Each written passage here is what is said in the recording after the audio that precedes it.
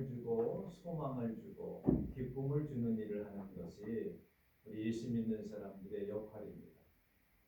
너희는 세상의 소금이라고 할 때에 부패하고 썩어지는 그리고 악하게 되는 것을 방지하고 맛을 내고 그리고 썩지 않도록 하는 것이 우리 기독교인들의 사명입니다. 제가 오늘 아침에 뉴스를 보니까 할로윈 축제라고 있나요? 여기 호박에다가 이렇게 그려놓고 분장을 하고 축제를 벌이는 외국에서 들어온 축제에 이태원에 사람들이 한 10만 명 모였대요. 그러다가 그 조그만 길, 한 4m 되는 길에서 한 사람이 뒤에서 넘어지니까 연쇄적으로 쭉 넘어져가지고 소방당국에서는 149명이 죽었다. 이렇게 발표를 하고 또 많은 부상자들이 생겼다라고. 그래서 정부에서는 애도 기간을 설치해 발표해 놓고 누구든지 애도를 좀 해달라. 그것도 거의 20대, 30대 여자들이 많이 죽었다고. 그러니까 한 사람 깔리다 보니까 이게 소방대원들이 잡아 끌어도 끌릴 수 없는 한 점의 공간도 없이 쫙 넘어진 거예요. 그래서 막 끌어잡아요. 그래가지고 119들이 쫙 써가지고 심폐소를 다 해가지고 각 병원마다 다 보내고 앞으로 사망자가 얼마 늘어날지 모르는 이러한 시대.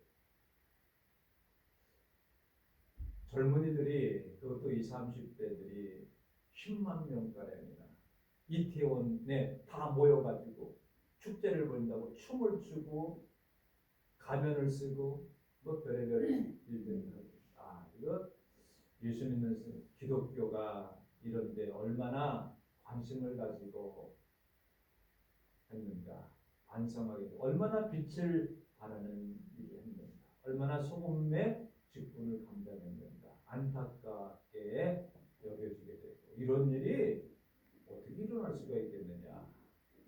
그래서 국제적으로도 미 대통령도 뭐 애도를 표하고 각국 나라들에서 안 됐다 이렇게 얘기를 하고 있습니다. 근데 그 바로 옆에 술집에서는 술판을 벌이고 거기서 춤을 추고 있어요. 좀 그러니까 사고 중에서 세월호 사고 이후에 두 번째로 큰 사고 아닙니까? 참 젊은이들이 물론 코로나 기간 동안에 마스크를 쓰고 답답하는 거 마스크 팽겨치고 해서 홍대에서 또 할로윈 축제를 하는데 취소됐대요. 이런 사건을 보면서 이러한 현실 속에서 참 우리가 기독교의 역할이 한국 교회의 역할이 성도들의 역할이 얼마나 중요한가를 다시 한번 느끼며 안타까워하며 젊은이들의 죽음에 대해서 오늘 이 시간 한번 우리가 생각을 해봐야 합니다. 우리가 무슨 사건이 일어났을 때 제일 먼저 하는 일이 뭡니까? 119를 부른다든지 급할 때 제일 급한 일 할 때 우리 예수 믿는 사람들은 제일 먼저 기도해야 돼. 문제가 생겼을 때에, 환난에 다투를 때에, 괴로울 때에, 즐거울 때에, 좋을 때에도 너무 좋아서 거기에 취하는 것이 아니라 하나님 감사합니다. 어려울 때 하나님 도와주세요.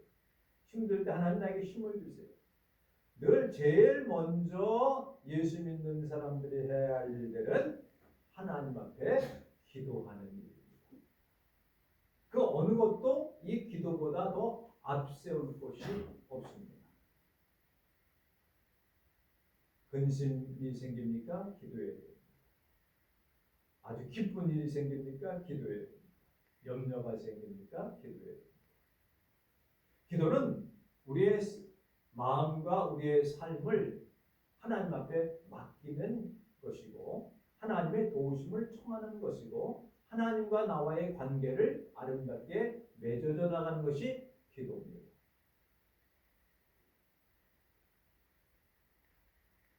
오늘 본문에 나와 있는 말씀에 보면은 이스라엘 민족들이 굉장히 어려움에 처해 있습니다.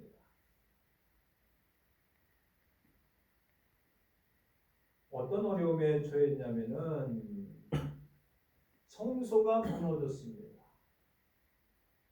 그러므로 인해 다른 사람들이 조롱을 당하게 되었습니다. 하나님의 거룩한 성전이 불타버렸습니다. 아주 너무나도 상실되었는데 포로로 또한 잡혀가게 되어지는 상황에 처해져 있습니다.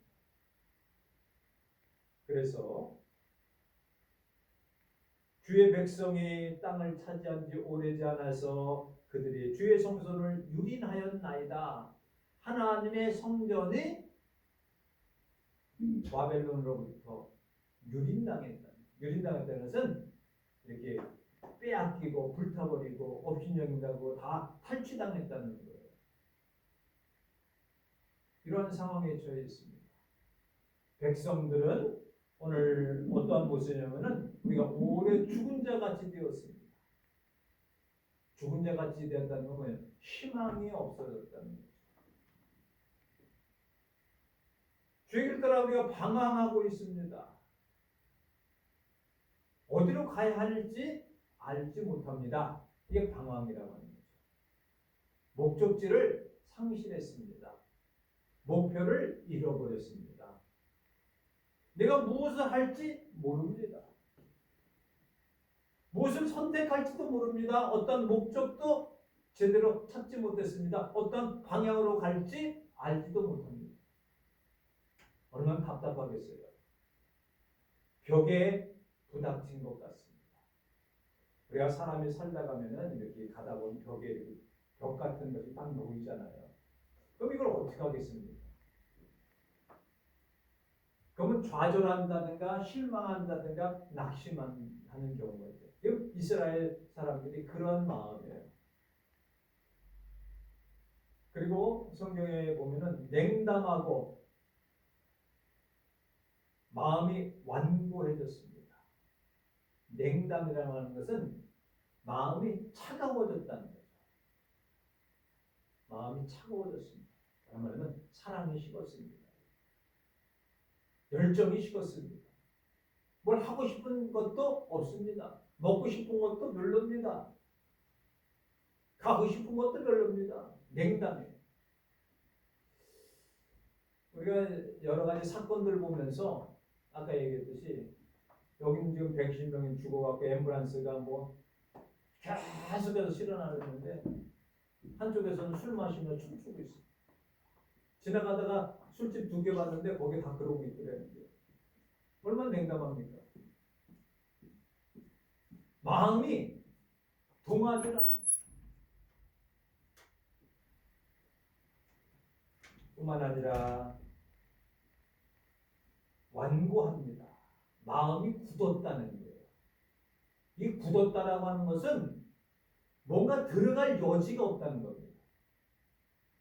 이 땅이요, 농사를 지으려면 땅을 굳은 땅 있잖아요.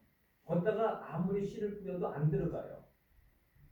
그걸 캐서 엎어서 부드럽게 만들고 물을 주고 거름을 주고 그래서 부드럽게 하고 걷다가 땅에다가 씨를 심어야 그게 나는 거지 받아들이질 않는 거예요. 딱딱한 거예요. 누가?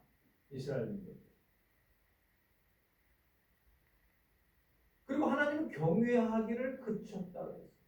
예배하기도 싫어졌다. 저는 그것을 이제 이렇게 표현합니다. 주를 경외하지도 않게 하시나이까 원하건대 주의 주를 경외하지 아니하겠나이까. 그렇게 하지 않게 되었다는 거죠. 그러면서 하나님께 대한 원망과 함께 하나님 앞에 기도합니다. 이제 긍휼과 자비를 위해서 기도합니다. 이런 거예요. 쉽게 말하면 하나님께서는 우리에게 눈길도 주시지 아니하십니까? 우리를 버리신 것 아니십니까? 이런 뜻이에요. 사람이 관심 있어야 눈길을 주잖아요. 우리나라 말에 눈길을 준다라는 말이 있어요. 관심 있으면 그런데 눈 잠깐만 쏠려. 근데 관심 없으면 쳐다도 안 봐. 사람과 사람 사이에 쳐다보고 눈이 마주치고 이런 관계가 중요한 거지, 눈이 안 마주치면요 통하지 않아요. 그래서 눈과 눈이 마주쳐야 통하는 거예요. 설교를 듣는 사람도 설교를 하는 사람도 서로 눈이 마주쳐야 저 사람이 알아듣고 있구나, 저 사람과 공감하고 있구나, 이것을 우리가 알 수가 있는 거예요. 얼굴을 서로 맞대고 봐야. 그래서 전화로 하는 거하고 문자로 하는 거하고 얼굴로 맞대고 하는 거하고 느낌이 다릅니다. 그래서 영상 설교 같은 거 아무리 많이 들어도 그렇게 크게 감동이 크질 않아요. 자기가 몸으로 가서 만나서 얼굴을 같이 맞대고 이야기를 하고 그 속에서 문제를 찾고 그 속에서 해결점을 찾고 그 속에 하나님의 말씀을 받아들일 때 더 큰 마음의 감동이 생긴 거죠. 근데 마음이 다쳤어요. 마음이 뭐예요? 굳었어요. 다른 성경 보면 어떻게 굳었냐? 돌 같은 마음이라든지, 돌이 딱딱하잖아요. 이마가 노쇠 같다든지, 목이 뻣뻣하다든지 이렇게 표현을 해요. 왜? 이스라엘 백성들의 상황이 그와 같다라고 하는 것을 보여주고 있습니다. 그러면서 하나님의 질문을 해요. 원망 섞인 얼굴로. 여기 보면 이런 것이 있습니다.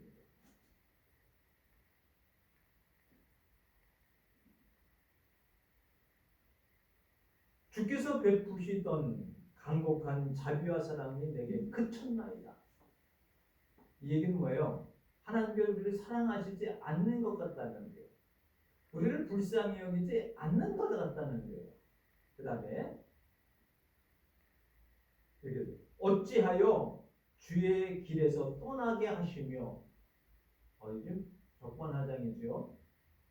하나님께서 우리를 떠나게 했다 이렇게 얘기를 합니다.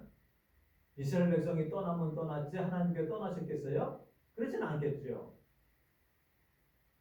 우리의 마음을 완고하게 해서 주를 경외하지 않게 하시나이까? 아니, 하나님께서 나 경외하지 마라 이렇게 하셨겠어요?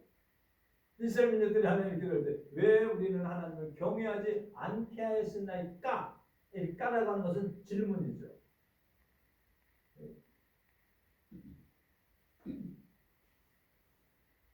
그러면서 하나님 앞에 질문할 때 어찌하여 방황하게 하십니까? 어찌하여 모른 척 하십니까? 어찌하여 물러서 계십니까? 어찌하여 예배를 하지 못하게 하십니까? 하나님 어디로 가셨습니까? 이게 뭐예요? 이스라엘 백성들이 하나님 앞에 부르짖는 거예요.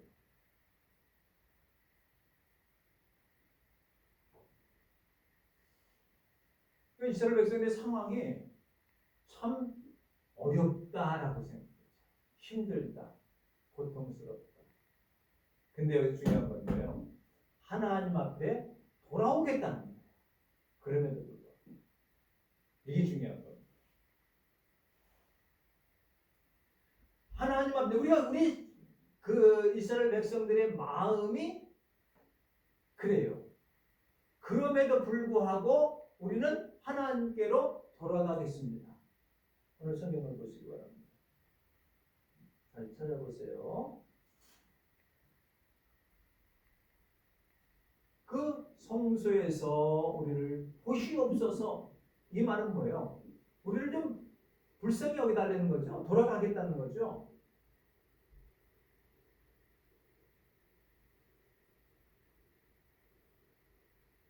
주의 기업인 지파를 위하여 돌아오시옵소서. 이 말은 우리가 돌아갈 테니까 하나님도 돌아오시옵소서라는 거죠.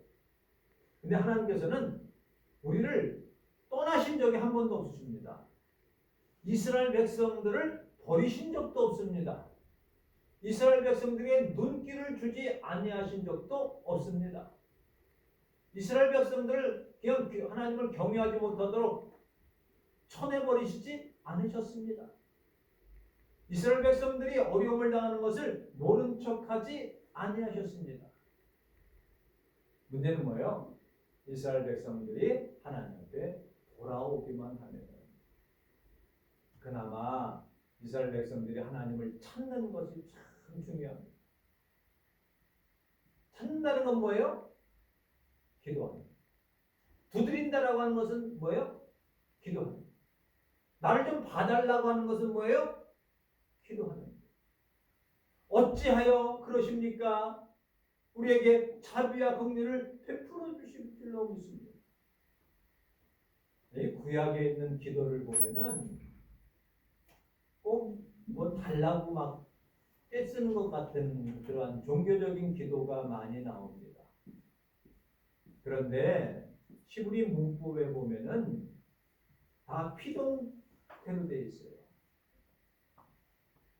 수동태로 되어 있고, 이 말은 뭐냐?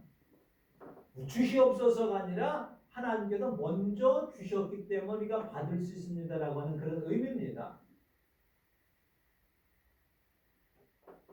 주시옵소서가 아니라 주실 줄 믿는다는 얘기입니다. 쉽게 말하면 내가 달라는 것이 아니라 하나님이 이미 주셨고 우리는 그것을 받는 거라고. 내가 주체가 아니라 하나님이 주체라고 하는 겁니다. 우리는 그 받는 것이지 우리가 구해서 받는 게 아니라 하나님이 주시는 것을 감사함으로 받는 거라고. 그러니까 기도할 때도 주시옵소서보다는 주실 줄 믿습니다. 주실 줄 믿고 감사합니다. 이 언어가 바뀌어야 된다는 것은 어떤 의미입니까? 하나님께서 우리를 예를 들어서 하나님께서 왜 우리를 버리셨습니까? 이게 아니라 하나님은 우리를 절대 버리시지 않습니다라고 하는 의미입니다. 그러니까 기도도 잘 평가를 해봐야 돼요. 기도의 의미도 잘 생각해요. 성경에 나와 있는 기도 가운데서 이것은 정말로 그런 것이 아니로구나. 예를 들어서 오늘 보면 아브라함도 우리를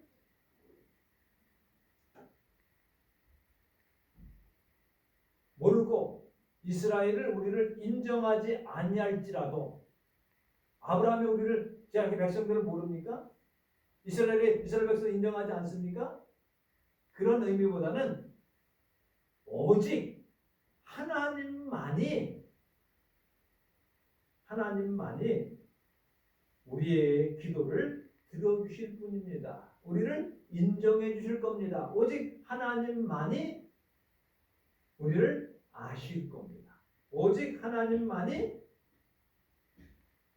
우리를 인정하고 우리를 알아주신다라고 하는 것을 강조하다 보니까 아브라함은 옛날 이스라엘의 조상 아닙니까?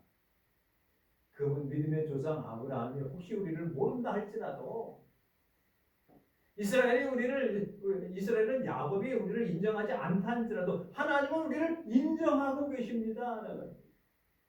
우리를 알고 계십니다. 우리에 대한 관심을 갖고 계십니다.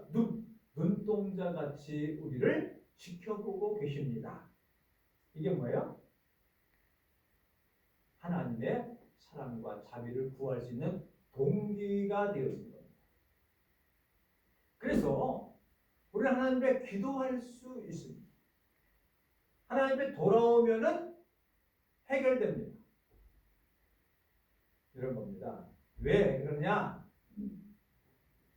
이스라엘 백성들 이사야 선지자를 통해서 하나님께서 말씀하기를 하나님은 너희의 아버지시기 때문이다. 단순하지 않습니까? 이 손수로 따지면은요 1촌이에요. 1촌. 아버지와 아들, 딸과 아버지 1촌입니다. 뭐 부부는 뭐 무촌이라고 그러지 않습니까? 뭐 헤어지면은 촌수가 없고 또 너무나 가깝기 때문에 무촌도 되고 헤어지면은 아무 촌수가 없어서 그냥 따로 떨어져서 무촌이라고 되는지 몰라도 하나님과 우리 아이는 1촌. 그런데요 사촌지간만 해도 좀 사이가 좋고 알면은요 도움을 많이 받습니다. 무슨 문제가 생길 때에 그 분야에 사촌, 팔촌 하다못해 먼 친척이라도 하나 그 부서에 있으면은 큰 도움을 받습니다. 좀 부담스럽겠지요. 촌수가 좀 멀어지면은. 근데 아버지와 아들은 아버지와 딸은 일촌지간이에요. 여기서 오늘 성경을 보시기 바랍니다. 주는 우리 집 우리의 아버지입니다. 이 말씀 뭐예요? 그러기 때문에 아브라함은 우리를 인정 모르고 이스라엘은 우리를 인정치 않는다 할지라도 아버지이기 때문에 잊어버릴 수가 있으십니까? 우리는 하나님 앞에 기도하겠습니다. 하나님의 사랑과 자비를 구합니다. 어색합니까? 이 말 속에는 하나님은 우리의 수호자가 되어 주십니다 라고 하는 말입니다. 다른 말로 하면 하나님께서 우리를 보호해 주고 계시는 분이시다. 그다음 오늘 성경에는 세 가지가 나오는데 하나님은 우리의 아버지시다. 아버지시다라고 하는 것은 상속자, 우리는 상속자요 후계자라고 하는 것입니다. 기업을 이을 자라고 말합니다. 상속법에 보면은 부모가 재산이 많아요. 그럼 돌아가시고 나서 그게 다 자녀들 것이 됩니다. 뭐 자녀들이 재산이 많아서 우리는 안 받아요. 그리고 포기하고 모를까? 빚도 상속이 됩니다.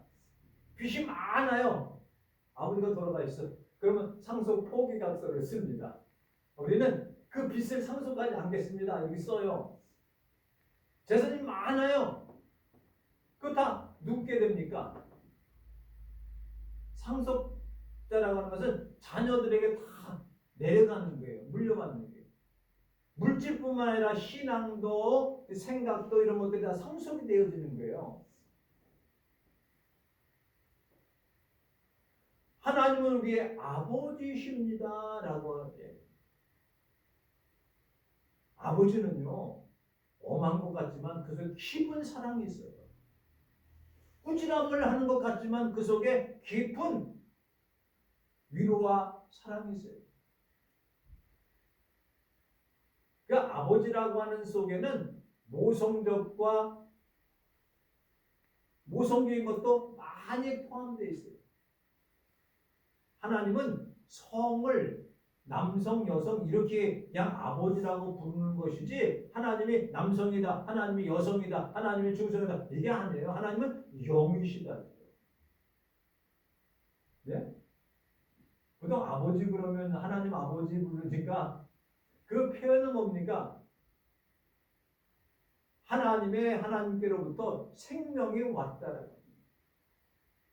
어쩌면은요 하나님이라는 말 속에는 부성보다도 모성이 더 많이 포함되어 있을지도 모릅니다. 네. 감싸주고 돌봐주고 관심을 가져주고 뭐 남자들 그런 거 잘 못하잖아요. 여자들 그거 잘하잖아요. 조그만 하는 거에서도 네? 관심을 갖고 또 어려울 때 도와주고 가슴 아파하고 사랑하고 끝까지 지켜주고 이게 다 남자보다는 여성들이 더 많은 그런 것들이 모성애들이 더 많아요. 어쩌면은 하나님 우리가 아버지라고 부르지만서도 하나님 어머니 좀 이상하잖아요. 어떤 사람은 하나님은 어머니다라고 부르는 사람도 있긴 해요.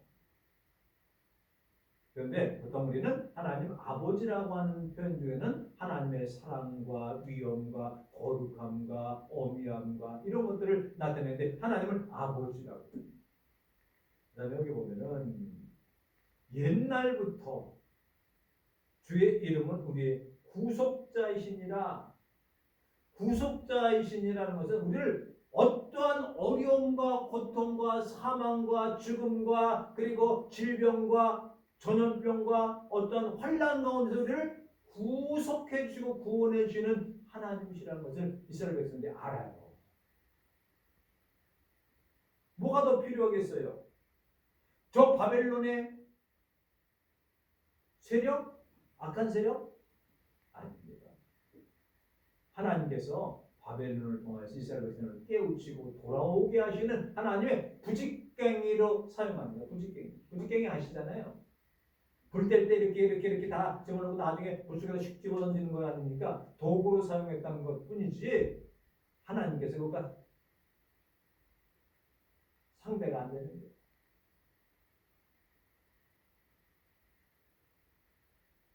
그렇습니다.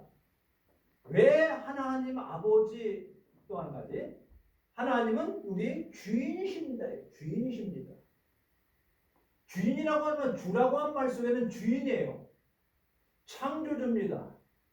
역사의 주관은 역사의 주입니다. 모든 천지만을 다스리시는 또한 심판하시는 심판주가 되십니다.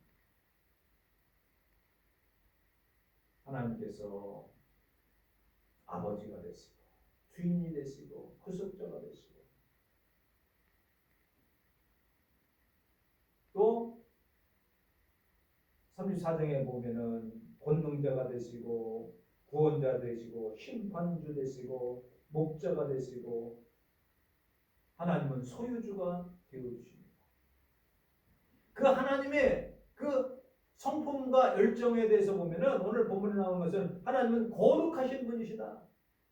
하나님은 사랑의 열성과 열정을 가지고 계십니다. 하나님은 권능을 가지고 계십니다. 하나님은 동정심을 갖고 연민의 정을 가지고 또한 하나님은 자비한 하나님이시다. 그 하나님께서 고통당하고 어려움을 당하는 백성들, 자기의 사랑하는 아들들을 어떻게 할 건가? 아들들이 살려달라고 하고 자비를 베풀어달라고 긍휼을 베풀어달라고 나를 좀 도와달라고 하나님께 부르짖는 그 기도를 응답하시지 아니하겠는가? 하나님께서 반드시 응답해 주십니다. 그래서 이스라엘 백성들은 하나님 앞에 기도할 때에 이렇게 기도합니다. 하나님이여 우리를 후보 살펴보아 주시옵소서. 내려다 봐달라는 거예요. 뭐예요?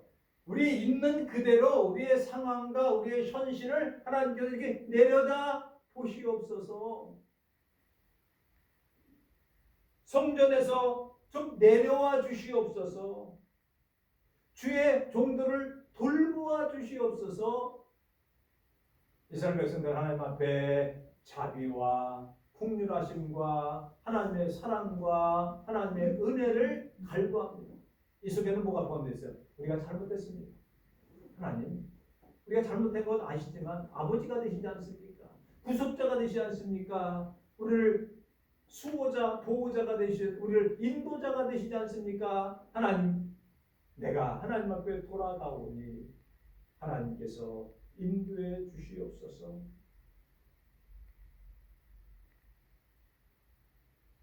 주께서 우리를 다스려 주시옵소서. 주의 이름으로 하나님의 백성이라고 불러주시옵소서.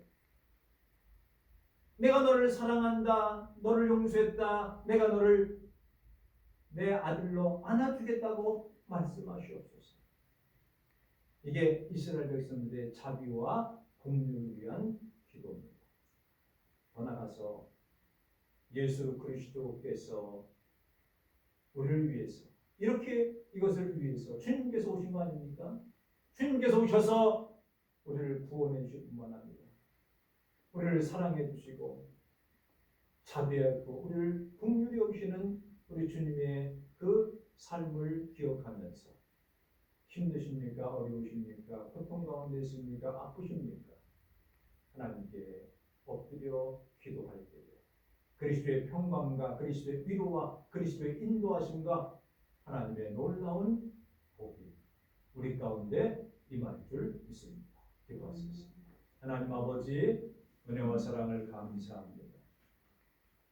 하나님께서 자비와 긍휼과 거룩함과 권능과 동정과 능력의 주님이심을 고백하며 오늘날 이 시대에 잘못과 부정과 부패와 방황과 냉담과 완고하고 마음이 굳고 하나님을 멀리 떠난 우리들의 모습과 이 나라 민족과 아픔을 당하는 사랑하는 자녀들의 모습을 보시면서 하나님의 사랑과 하나님의 긍휼과 하나님의 은혜를 더 깊이 깨닫는, 그리고 하나님 앞에 돌아와 하나님 앞에 기도할 수 있는 귀한 은혜를 허락하여 주시며 우리가 하나님의 자녀이기에, 하나님의 백성이기에, 하나님의 소유이기에 하나님께서 우리를 반드시 책임져 주시고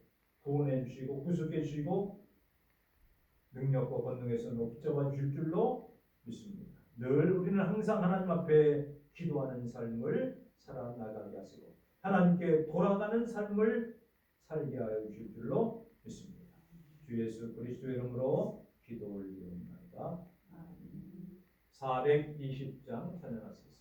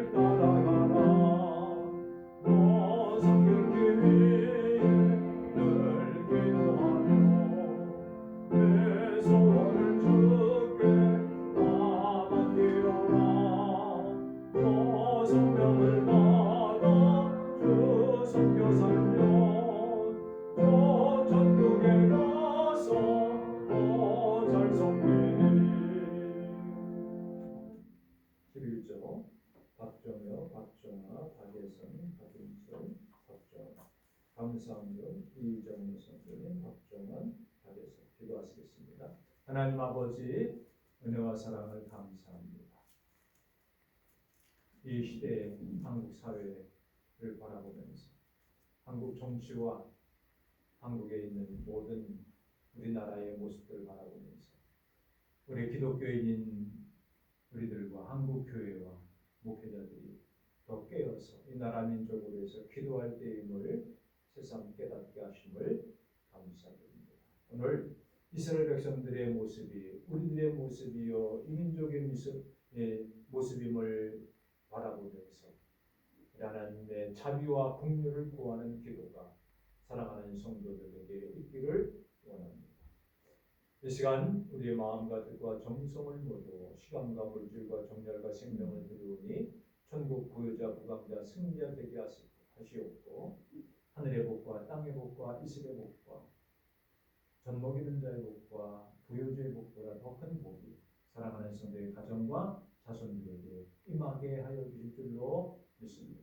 자녀들이 신앙의 계대가 계속해서 이어져 나가는 복된 성도들의 가정 되어지기를 원하고 주 예수 그리스도의 이름으로 기도 올리옵나이다.